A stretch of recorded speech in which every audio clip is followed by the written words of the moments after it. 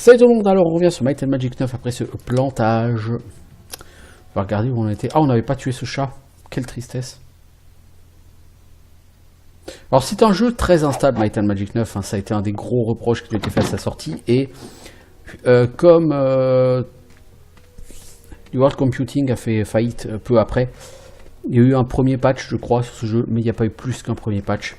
Donc la stabilité du jeu n'a jamais été assurée. C'est un jeu qui plante beaucoup. Beaucoup. Oui, on voudrait s'entraîner. Ça coûte un bras de s'entraîner chez toi, mec. Merci. Après, le système de leveling, c'est un système classique hein, de Might and Magic. Vous avez des skill points, vous jetez des skill points dans un skill pour l'améliorer. On peut pas faire plus classique Might and Magic que ça. Toi, je veux pas t'améliorer la compétence Blades, je vais améliorer, je vais y arriver, la compétence Lance. Alors, il faut savoir que tant que vous n'avez pas fait la première promotion, votre personnage ne peut pas faire mieux que expert dans certains skills. Et là où c'est chiant, c'est que même après avoir fait la première promotion, vous ne pouvez pas faire mieux que expert dans les skills. Vous ne pouvez pas être maître dans un skill avec la première promotion. Vous êtes obligé d'attendre la deuxième promotion. Et ça va avoir un impact essentiel. Ça va être qu'on va chercher les deuxièmes quêtes de promotion tout de suite. Donc là, notre premier mouvement, ça va être d'aller chercher les premières promotions et d'embrayer sur les deuxièmes promotions, de sorte que on commence nos quêtes de seconde promotion aux alentours du niveau 10, à peu près. Alors, toi, tu es censé être plutôt en Identify, en Elemental Magic. Identify, tu peux pas être mieux que Expert. Écoute, on va te monter en Elemental Magic. Voilà, du coup tu dois faire 4d6 en dégâts, je suppose. 4d4, pardon, hein, en dégâts, effectivement. Ah, c'est tout de suite beaucoup mieux. Toi, ton sort de soin, c'est quoi? C'est Spirit Light, je suppose. On va te monter Spirit. Bon, pour l'instant, tu soignes 7 points de vie. Maintenant, tu en soignes 13. En fait, tu soignes 5 points de vie, plus 2 points de vie par score en Spirit. Plutôt pas mal. Alors, toi, ma grande, je vais prendre Disarm Trap, je voudrais prendre Blade Bow. Je vais quand même commencer par Disarm Trap. Parce que c'est toujours utile. D'autant qu'on va affronter directement plutôt un donjon, le fameux Beethoven. On va par contre aller voir au niveau des compétences, puisque les compétences ne s'apprennent plus dans des guildes ou dans des magasins comme sur les précédents opus. Et là, les compétences sont des livres que vous pouvez acheter auprès d'un marchand de livres ou que vous allez dropper sur les mobs. Vous allez dropper énormément de compétences, ça nous est déjà arrivé, hein, de dropper plusieurs livres de compétences. Il en va de même pour les sorts. Les sorts sont des bouquins, donc vous allez globalement, généralement, que ce soit les compétences ou les sorts, vous allez tout dropper sur les mobs. Normalement, vous n'avez rien besoin d'acheter parce que vous allez dropper en très grande quantité. Toutefois, vous avez bien acheté certaines compétences en début de jeu, telles que la lance pour le gladiateur ou le marchandage pour un peu tout le monde. Donc Spear Skill, on l'a, ça me coûte 60 gold. Oui, je dirais oui. 59 gold même. Dodge, Disarm, Light, Armor, Dark Spirit, Arms Master, c'est très bien. C'est pas une priorité, mais c'est très bien. Merchant pour le prêtre. Notez que Merchant coûte un bras. Je crois que c'est l'assassin en fait qui aura le meilleur tarif en marchandage.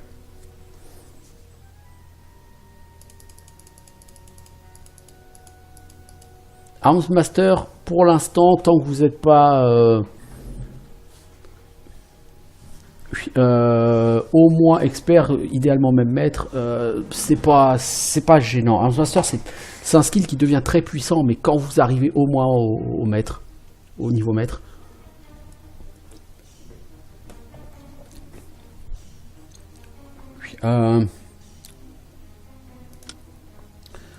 Donc toi, tu vas prendre lance.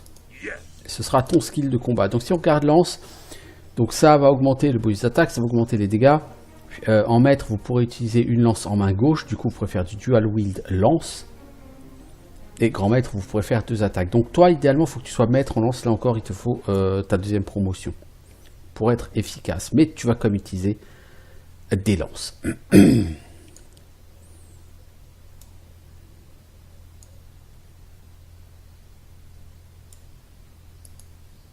Toi, ok. Par contre, j'ai trouvé un livre de merchant. Alors ce que je vais faire, je fais une save. Yes. Alors, niveau des mages, le marchandage, ça marche comment? Les mages, tout le monde sera expert au mieux, sauf la liche qui sera maître. C'est pas terrible. Toute franchise, c'est pas terrible, le marchandage. C'est vraiment le marchandage, c'est plus pour, je dirais, l'assassin. C'est le paladin qui est grand maître, et je crois que l'assassin peut être maître, et c'est tout. Oui, c'est ça, l'assassin peut être maître, tout comme la liche. Le paladin peut être grand maître, le reste va être expert. Bon, bah, ce sera le paladin, enfin ce sera l'assassin, du coup, qui va s'occuper du marchandage. Je suppose que sa technique de marchandage, c'est tu acceptes mon prix ou je t'égorge. Une technique particulière qui peut toutefois fonctionner, puisque le gars peut avoir des réductions tout à fait correctes.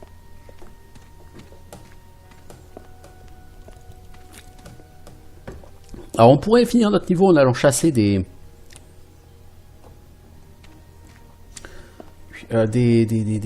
dragonfly. On pourrait. On n'aura pas assez d'argent pour se payer des level up. Et c'est là qu'est un peu le drame de notre vie. Alors on va nettoyer l'hôtel de Town Portal pour pouvoir lancer le sort Town Portal plus tard. Donc ce sera un sort qui sera plutôt lancé par un prêtre. Comme sur les vieux Might and Magic, sur les anciens Might and Magic, Town Portal c'est plutôt un sort pour les prêtres. Enfin c'est plutôt votre prêtre qui va le lancer. Là Town Portal sera plus efficace quand ce sera votre prêtre qui le lancera. Bon. Salut Bjarni, tu es le Jarl local. On aimerait que tu rejoignes une coalition avec les autres clans contre Tamurleng. Donc lui, qui est Tamurleng? Alors notez, lui, qui est le dirigeant de ce petit clan, ne sait pas qui est Tamurleng. Foradar, qui était un péon perdu sur une île, lui, il sait parfaitement qui est Tamurleng. Ça vous met pas la puce à l'oreille. Tamurleng, le chef des hordes qui vont bientôt vous écrabouiller. Elles viennent de Beldoni, il faut s'unir contre elles. J'apprécie que vous soyez franc avec moi. Je vais vous donner mon aide. Mais, pour ça, il faut d'abord que vous me donniez la vôtre. Ok, qu'est-ce que tu veux qu'on fasse? Première chose. Il y a un donjon qui s'appelle Anscram Keep au sud de Stormford. On l'utilisait pour les défenses de notre île. Si nous voulons vaincre ces envahisseurs, il faut que son donjon soit fonctionnel. Il faut donc virer les imps qui l'ont envahi. Entrer dans le donjon, tuer les imps. Toutefois, attention, la R s'est baissée. Enfin, la R s'est bloquée et le pont-levis est levé. Comment est-ce qu'on rentre? Je crois que les murs sont dans un triste état. Cassez-en un et rentrez. Ok. Quelle est la seconde chose que tu attends de nous? Comme vous le savez, je suis en mauvais terme avec cette saloperie de clan Drangheim. Il y a environ 10 ans, lors d'une bataille, ils ont capturé notre génie tactique, Ifzar Forktooth. Je veux que vous rentriez dans la prison de Drangheim et que vous libériez mon général. Certes, de toute façon, c'est pas comme si j'allais avoir le choix, Bjarni. Hein. Alors je ferai ça.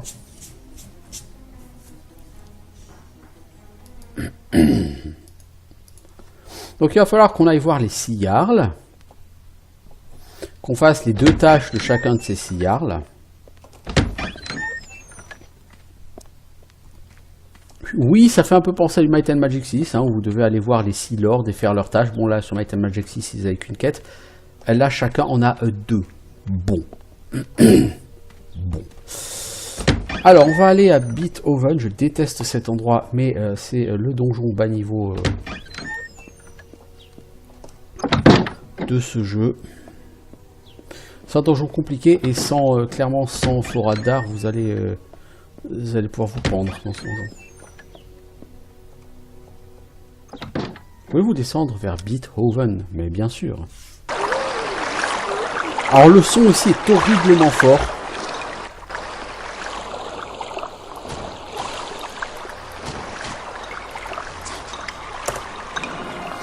Ok, alors on est face à des lobbers. Donc des lobbers, c'est des espèces de plantes pendues au plafond qui crachent des bébés. Donc qu'est-ce qu'on va faire? Les gens qui peuvent tirer à l'arc vont tirer sur le lobber. Les autres vont tabasser les bébés. En particulier Forader qui peut relativement one-shot tout ce petit monde.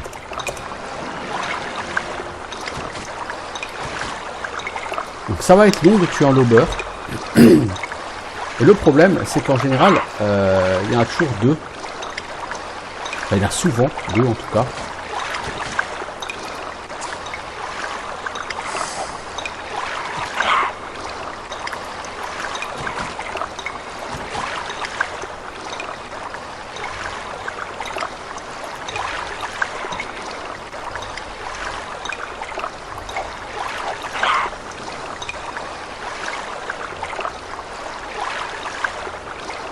Je sais pas d'où sortent les petits lobbers là. Lobber pods. Celui-là on le voit tomber, mais les deux autres d'avant qui les ont tapés, je sais pas où tomber. Alors là par contre, contrairement au précédent Might & Magic, vous êtes en tour par tour. Quand le poing est serré, ça veut dire que vous ne pouvez pas bouger. Sur Might & Magic 7 c'est l'inverse. Quand la main est ouverte, c'est que c'est à autour de jouer. Et quand le poing se serre, là vous pouvez bouger. Là c'est l'inverse, hein, sur cet opus. Pas vraiment d'importance que je vous dis ça, mais bon. Voilà. Ce lobber est détruit. Ah mais c'est lui là qui nous chie des pods. Ah, il nous chie un peu trop de pods à mon goût lui.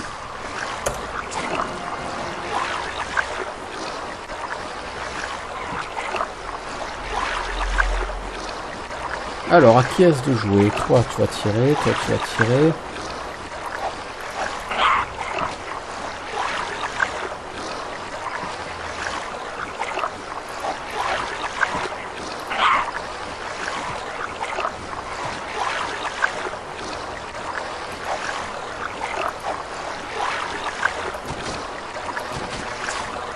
Alors, normalement, ce que je fais aussi, c'est que j'utilise mon mage pour aider sur les lobbers parce que sinon on en a pour 3 heures. Si on compte que sur les archers.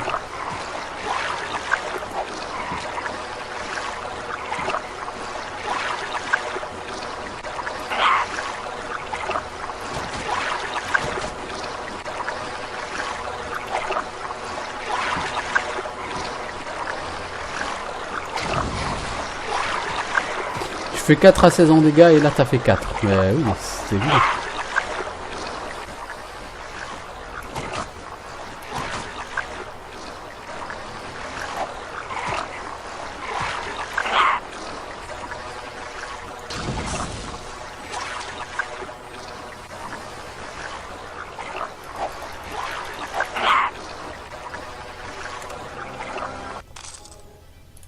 C'est déjà compliqué tout ça. Bon. Je pense qu'on est en combat.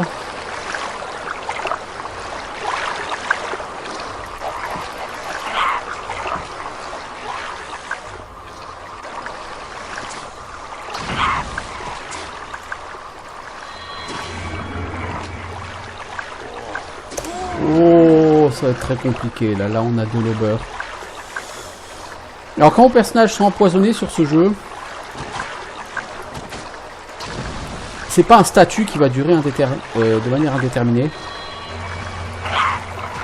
Quand vous êtes empoisonné, c'est plus classique, c'est-à-dire que vous perdez des points de vie régulièrement, jusqu'à ce que le poison prenne effet. Enfin, prenne fin, en l'occurrence.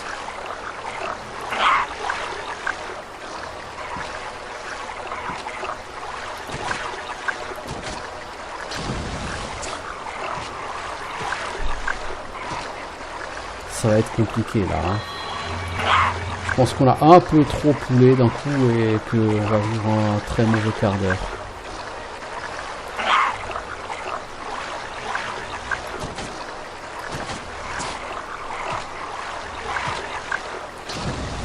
Si on arrive à le tuer celui-là, derrière faut qu'on dorme.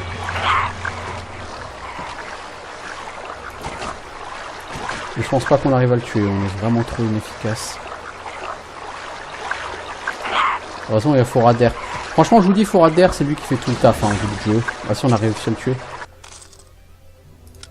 Le problème, c'est que là-bas, il y en a un autre. Alors, il n'a pas l'air d'être rentré encore en combat avec nous. Donc, on arrive à dormir. Faut faire attention, par contre, quand vous êtes empoisonné et que vous dormez, vous pouvez mourir. Qu'est-ce qui t'arrive à toi? Quel est ton problème, l'ami? Je ne sais pas, mais c'est pas grave, on va redormir 8 heures. Hein. Écoute. La personne était empoisonnée, donc elle ne s'est pas vraiment reposée.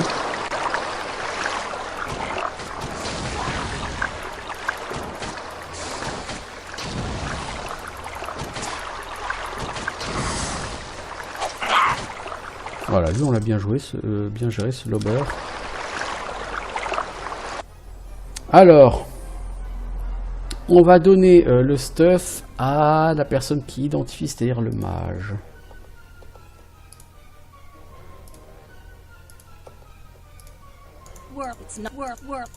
Bah voilà, Arms Master Skill, c'est bon. On l'a pour un des deux persos qu'il le faut. Enchant Item, c'est pour toi. Il faut être normal en magie élémentaire, normal en magie spirituelle. La magie élémentaire étant la magie principale, ce sera donc plus efficace si c'est un mage qui le lance, donc on va le donner au mage. Potion de bénédiction, on va donner ça au gladiateur. Potion d'éveil, on va donner ça à l'assassin, peu importe. Bon. Alors l'intérêt aussi, c'est que sur ce jeu, vous avez d'office la carte des donjons. Hein.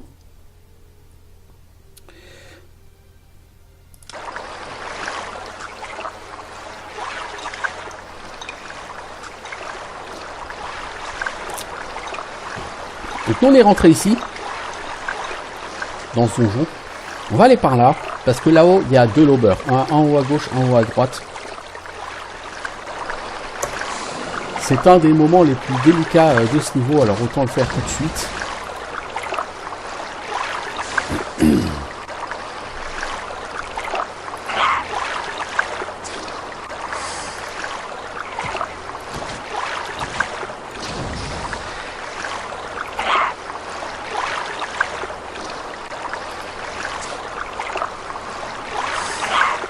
Merci Forad d'air. Ok, donc lui, il est down. Alors, il n'y a plus qu'à gérer le deuxième. Hein.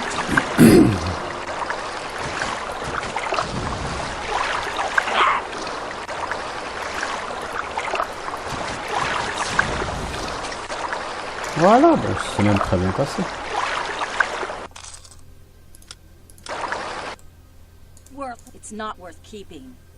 Enchant Item, du coup, ça sert à rien de le garder. On va pas l'avoir en double. Elemental Aura, ça permet de faire, je crois, un bouclier d'éléments contre les éléments. Il faut être expert en magie élémentaire. Tu pourras l'être, je crois, si tu le souhaites, toi. Ouais, tu peux. Donc, on va te le garder. C'est pas le meilleur skill. Je crois que c'est un skill que j'utilise à peu près jamais, mais on ne sait jamais. Alors, les cailloux, c'est comme des... C'est jamais que un parchemin. Hein. Protection élémentaire. C'est Spirit Light, donc c'est plus pour un prêtre. Donc, protection élémentaire, ça fait quoi? Ça donne plus 4 à toutes les résistances. Enfin, résistance élémentaire, du coup. Puisqu'il n'y a plus qu'une seule magie élémentaire, c'est la magie qui s'appelle élémentaire. Ici, il n'y a plus de boules de feu, de flèches de glace. Il y a flèche élémentaire, il y a explosion élémentaire. Les monstres n'ont plus de résistance spécifique au feu, à l'acide, au froid ou quoi que ce soit. Ils ont des protections de résistance élémentaires.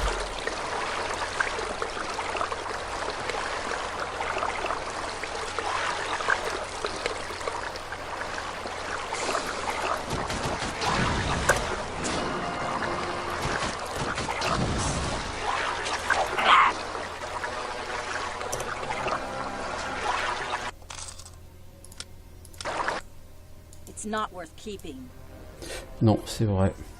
Alors sur ce jeu, vous allez voir que vous allez avoir 3 milliards de loot. Contrairement au précédent Might and Magic, vous allez être...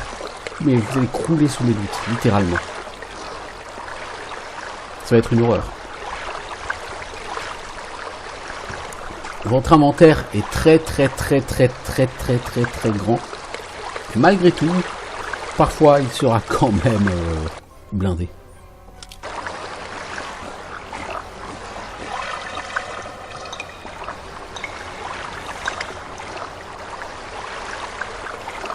Donc là encore, c'est Une philosophie différente des précédents Might and Magic.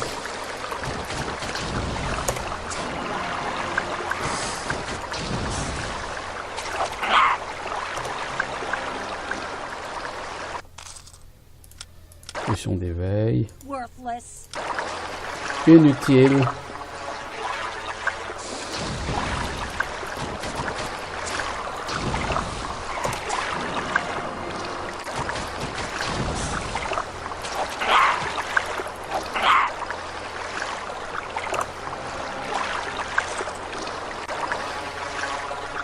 Voilà. Alors le manuscrit est au 3e niveau, je crois, en dessous. Il y a un grand niveau avec plein de squelettes. Et en dessous, il y a une autre espèce de passage comme ça, égout. Il va y avoir de quoi faire beaucoup d'XP dans cet endroit. C'est clairement le gros donjon du jeu. C'est un gros donjon, hein, beaucoup plus gros que ce qu'on avait sur Might and Magic 7. Might and Magic 9 signe le retour de très gros donjons un peu épiques, genre la faille des morts pour aller chercher la Krona Kiga. Ça c'est un donjon particulièrement épique, ou pour la première partie de la quête de Lich, quelle que soit la raison pour laquelle vous y allez, c'est un sacré donjon.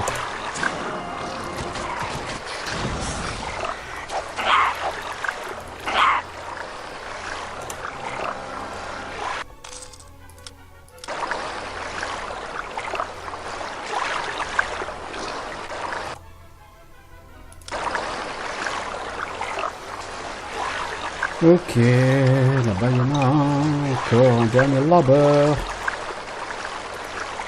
Alors nous n'avons plus de mana sur la magicienne. Ça va compliquer les choses. Donc avec la touche G, normalement, si vous avez l'identification de monstres, vous avez des infos dessus. C'est une feature qui n'a jamais très bien marché sur ce jeu.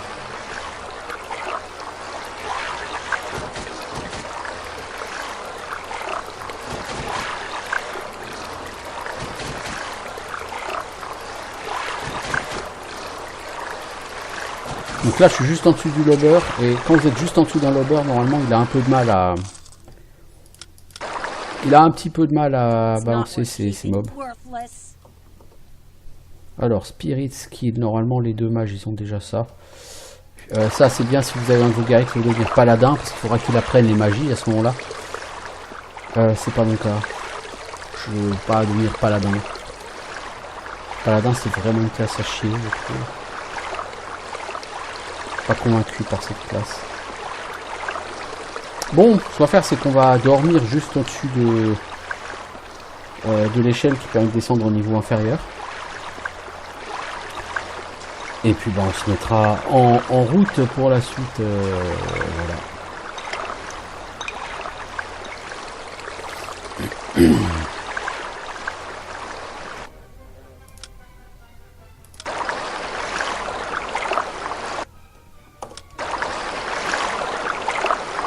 Oh, plouf. Donc du coup, comme c'est de la vue en première personne typée FPS, vous pouvez nager, hein, contrairement aux précédents opus.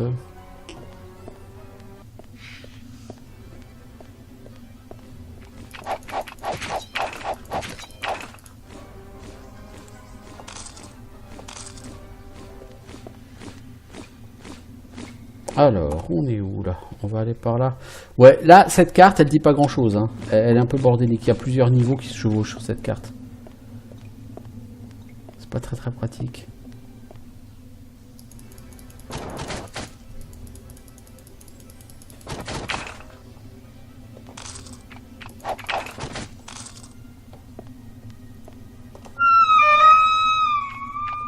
Ah, ces bruitages, c'est quelque chose. Bon, ils font certainement plus réalistes que les bruitages des précédents jeux, mais c'est lourdingue. Donc ça, on peut pas le casser. Ça, on peut pas le casser. Là, il y a un coffre, c'est pour la naine. Sort purification.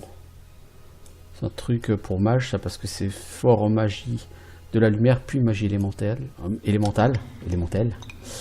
Donc, c'est-à-dire qu'à bas niveau, un prêtre l'utilisera mieux, mais à haut niveau, un mage l'utilisera mieux. Mais un mage-mage, hein, pas une liche. Hein. La liche, forcément, elle en fera jamais rien de ce sort.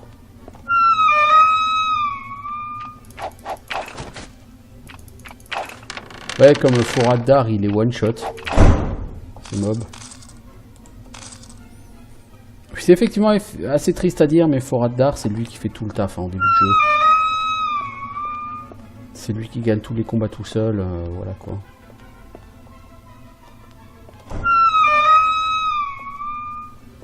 Oh, il y a du zombie là devant.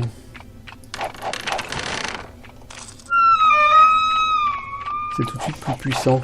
Alors notez que les portes, c'est le genre de jeu où les portes s'ouvrent dans les deux sens.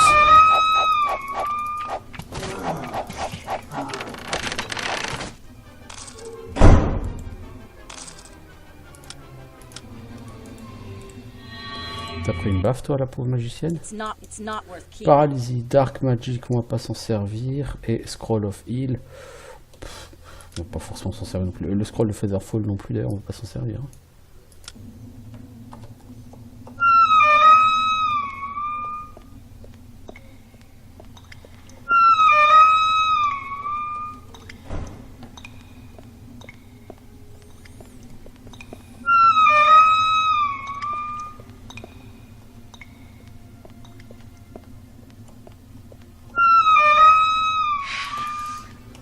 Oh, il y a des Aiki. C'est des chauves-souris là, les chauves-souris, des Aiki. C'est des mobs ultra relous parce qu'ils sont insaisissables. Ça là, les petites chauves-souris, les petits trucs tout bidons là, sont insaisissables. Airborne Aiki. Hein.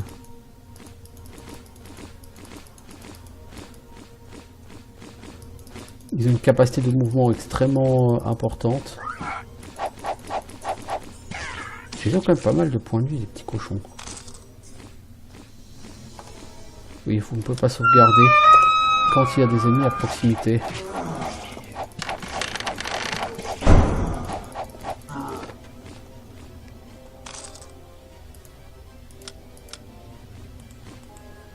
It's not worth keeping.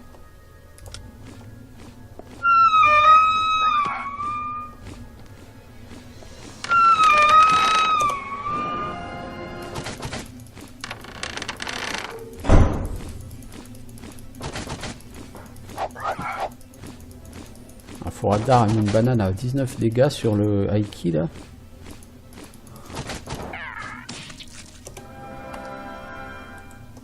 Ok, alors toi, on n'a pas chopé de loot de qualité.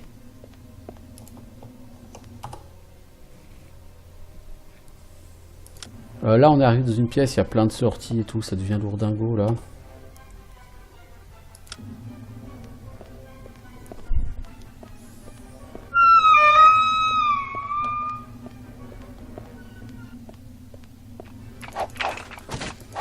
Donc là on peut descendre vers l'endroit où se trouve le manuscrit.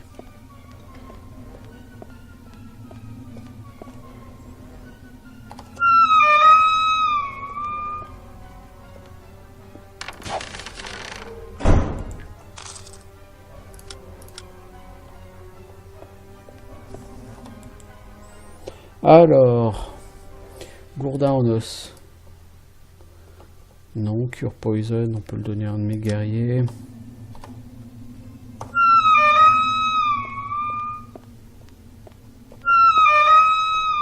Oh! C'était pas à toi de l'ouvrir. Alors, nous avons une armure de cuir durcie.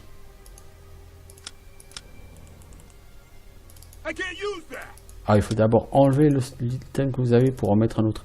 Je trouve ça complètement con. Alors notez qu'il n'y a qu'un seul skill d'armure, hein, de la même façon sur ce jeu. Ça s'appelle Armor. Quand vous êtes basique Armor, vous pouvez porter uniquement du cuir. Quand vous pouvez passer expert Armor, certaines classes peuvent porter de la maille. Et quand vous passez maître Armor, certaines classes peuvent apprendre à porter de la plaque.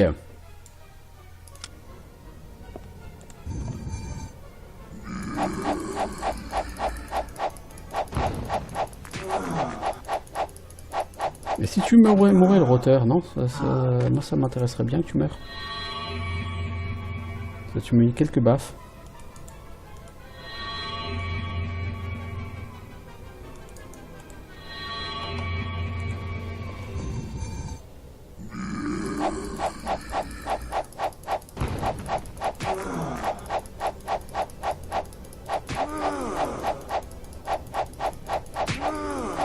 Ça commence à faire mal là les enfants.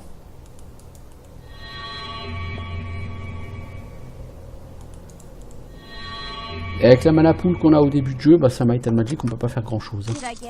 Alors Featherfall, Spell River, Wizard's Eye, Armsmaster. Armsmaster c'est pour toi. Featherfall, on s'en fout. Elemental Light, on va le prendre quand même, on s'en fout. Wizard's Eye, c'est Light Spirit, donc ça va être pour la magicienne. Puisque encore une fois, à bas niveau, c'est plutôt le prêtre qui sera meilleur en Light et en Spirit. Puis à haut niveau, ce sera le mage qui sera plus efficace en Light et en Spirit. Spell River, c'est Light Spirit. C'est un Dispel Magic, je crois. Et encore, c'est pour le mage, normalement.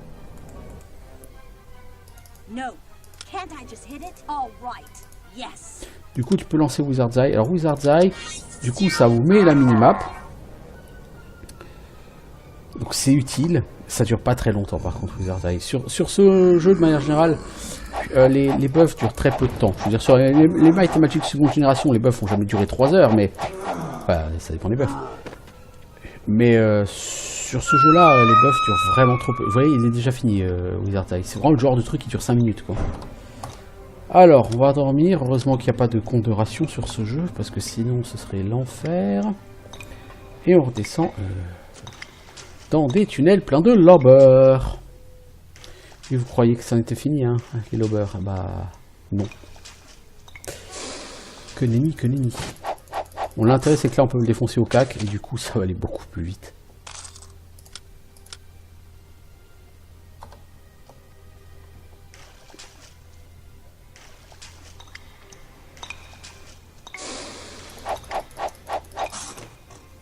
Ça va aller beaucoup, beaucoup plus vite.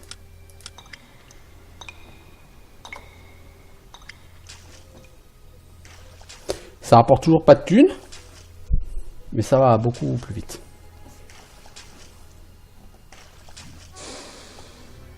Merde, je l'ai pas vu lui.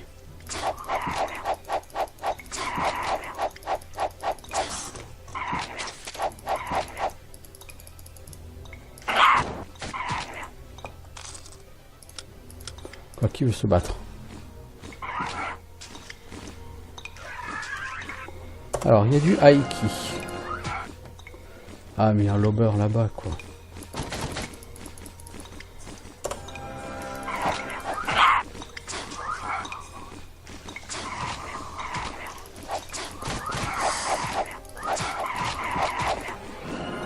Là, on est en train de prendre trop cher, là. Ça va pas du tout.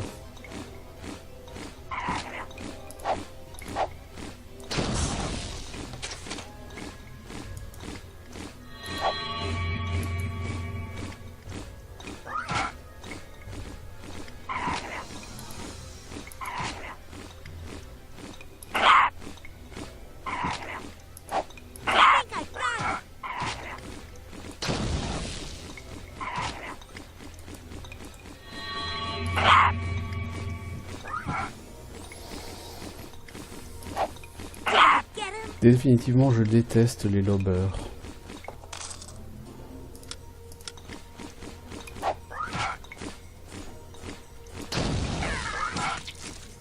Bon, cet Aiki, il a pas fait de vieux os. Tuons-en un autre. De toute façon, Might and Magic 7, quoi. Ok, bon, on a pris cher, hein, on va pouvoir redormir. Ah, nous sommes en combat. Nous apprend-on.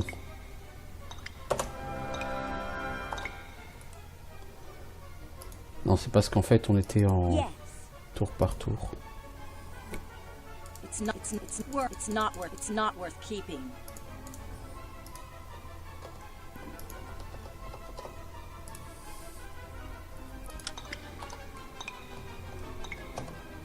Allez, on va dormir, hein. Ah, rencontre. Ça a été interrompu par un squelette.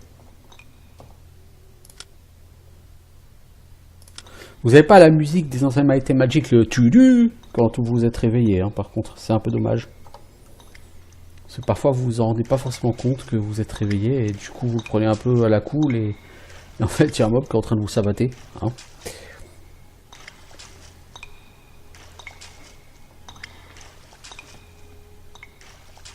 J'ai pas encore trouvé le manuscrit, bah, il est juste là, hein, je veux dire, on le voit, hein, il n'est pas très caché, voilà, Gling. Donc on a l'objet de quête hein, pour notre bon ami Ludwig van. Et pourquoi se contenter de ça alors qu'il reste encore tant à faire?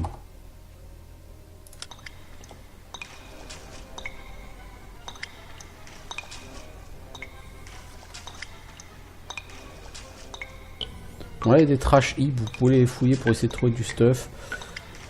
Bon, vous allez choper des maladies.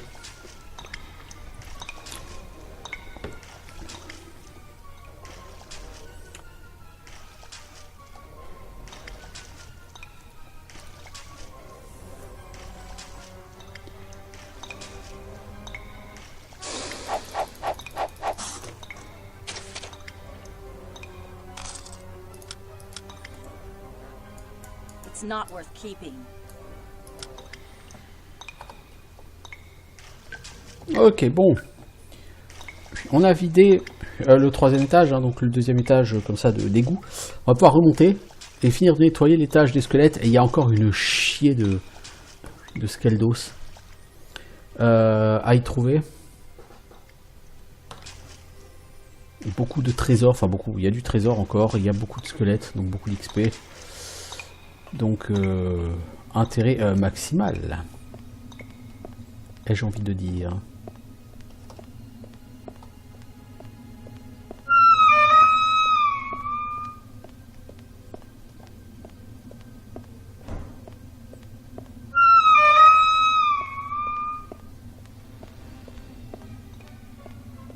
Donc ça c'était l'entrée hein, du niveau, non? Non.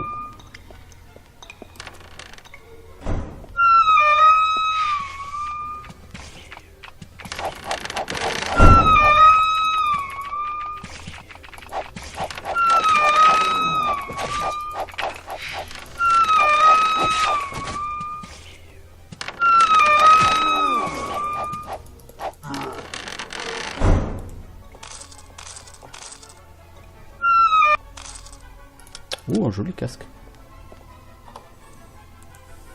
Une barbute. Ah, tu ne peux pas l'identifier, hein, cette barbute. Une nouvelle salle avec des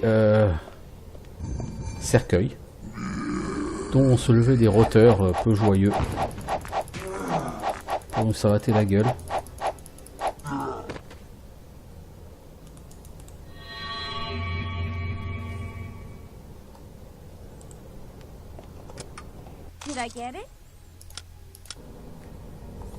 Encore une barbute, bah tu vas la mettre.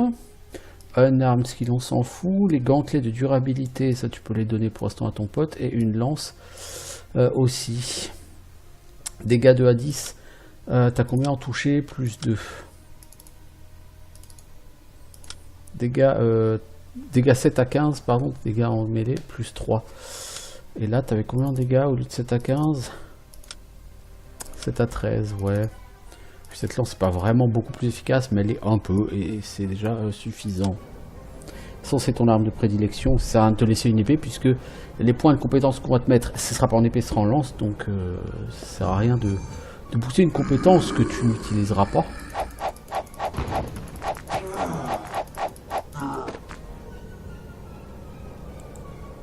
Tu vas booster une compétence, te laisser une arme que tu n'amélioreras pas, quoi, en gros. C'est plutôt ça ce que je veux dire. Alors, amulette du jar, plus 5 en magie. Qui veut ici plus de mana? Le healer. Il est trop limité en mana, notre healer. Scroll of Fire, Scroll of Minds, tout ça, Curse, on peut virer.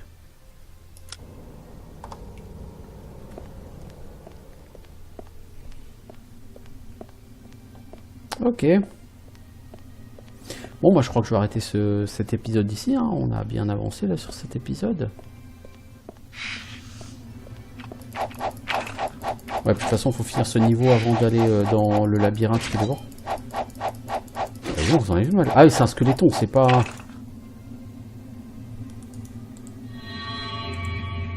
Attention, c'est pas un bone thrasher, c'est un squeletton. Les squelettons sont beaucoup plus forts. It's not worth keeping. Alors c'est une hachette, c'est une hache de cac, donc il faut la compétence Blades. Ouais, non, dans ce... là on arrive sur la grosse salle du donjon. Il y a encore 2-3 petites salles qu'on n'a pas visitées, si j'ai pas de conneries. Il faut juste aller les visiter avant. C'est pas une obligation, mais ce serait dommage de pas le faire. Le but c'est quand même de faire le maximum d'XP et le maximum de loot.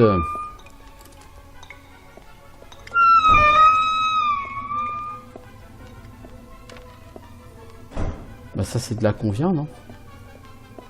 Oui. C'est l'entrée du donjon.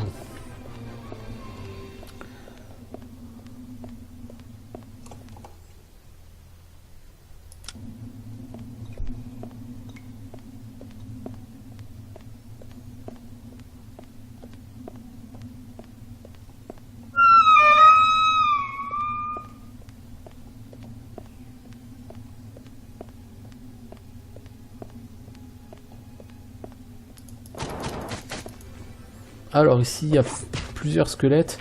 C'est un squeletton, hein, donc c'est pas un bone thrasher lui.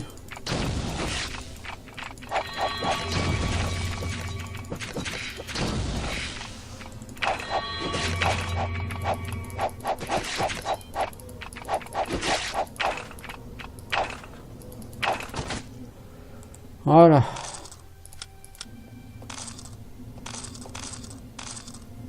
Et il y a des Aiki.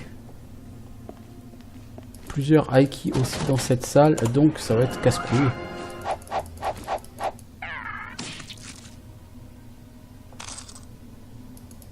On en voit encore 2 là-bas au fond, il y en a encore probablement un à gauche.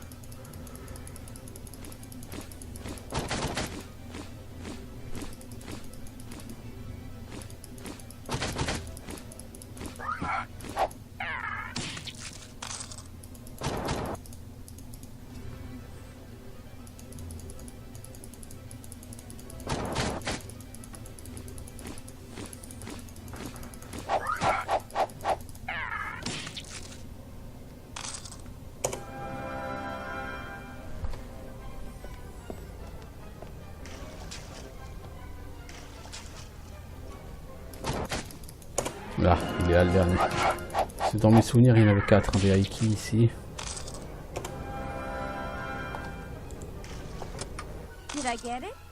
Pff, non, sérieusement quoi. C'est pourri les enfants.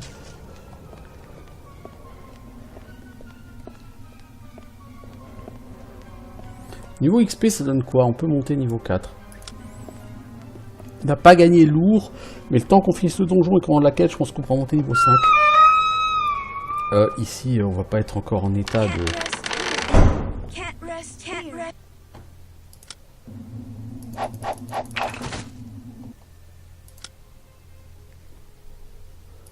On va pas être en état de vider cette salle comme ça.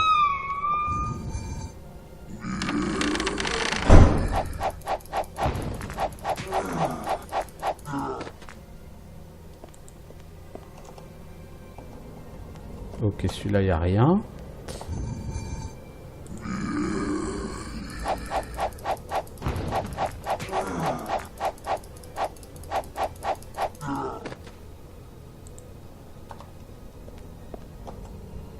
Là, il n'y a rien.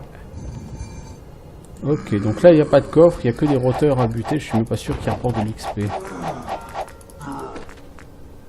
Bon, bah écoutez... tant pis, hein. On les a tués, on a relativement fait le tour, comme ça de ce niveau on va pouvoir s'atteler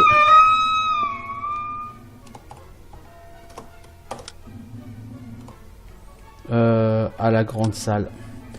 Parce qu'on a fait tout le tour, donc on va aller s'attaquer au labyrinthe, et là ça va être beaucoup plus compliqué parce qu'il est plein de squelettons, mais pas des bone thrashers, mais des squelettons. C'est-à-dire des monstres tout de suite beaucoup plus compliqués.